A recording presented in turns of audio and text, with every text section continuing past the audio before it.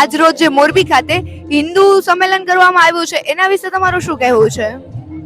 અમારા કાર્યકર્તાઓએ આ છેલ્લા લગભગ 15-20 દિવસથી સખત મહેનત કરી અને આ ભવ્ય આયોજન કર્યું છે. અમારું આયોજન પાછળનો એવો હેતુ હતો કે ભાઈ હિન્દુમાં જાગૃતતા આવે, એકતા આવે અને જે આ ધર્મના વાડામાં જે પડી ગયા છે એ દૂર કરી અને બધા એક થાય એ હેતુથી અમારો કાર્યક્રમ હતો.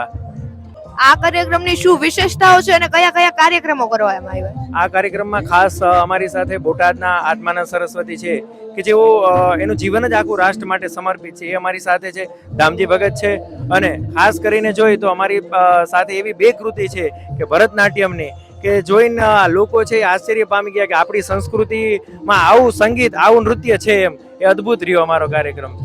મોરબીમાં આયોજિત હિન્દુ મહાસંમેલનની અંદર જે શાસ્ત્રીય નૃત્ય તરીકે ભરતનાટ્યમ પ્રેઝન્ટ થવા જઈ રહ્યું છે તો એના વિશે તમારું શું કહેવું છે? આજે ભરતનાટ્યમ નૃત્યશૈલી આપણી આમ જોવા જઈએ તો આપણી ભારતીય સંસ્કૃતિ અને હિન્દુ ધર્મ માટે એક સરસ મજાની એવી આપણી પરંપરા અને આર્ટ છે. તો એ આજે અમે લોકો પ્રસ્તુત કરવા જઈ રહ્યા છીએ. એમાં મા શક્તિની વંદના એટલે ભૈરવી સ્તુતિ અને એ સાથે ભગવાન શિવ તાંડવ જે આપણા ભારતીય પરંપરાના હિન્દુ દેવ દેવીઓની જ સાંસ્કૃતિક વંદના અમે પ્રસ્તુત કરવાના છીએ ભરતનાટ્યમ નૃત્ય શૈલીમાં. અને છેલ્લા 1.5 મહિનાથી લોકોની પ્રેક્ટિસ ચાલુ છે આ પ્રસ્તુતિ માટે. તો ખાસ આપણી ભરતનાટ્યમ નૃત્ય શૈલી શીખતી આ દીકરીઓ મોરબીની જ છે અને સરસ મજાની આજે એ પ્રસ્તુતિ કરવાની છે.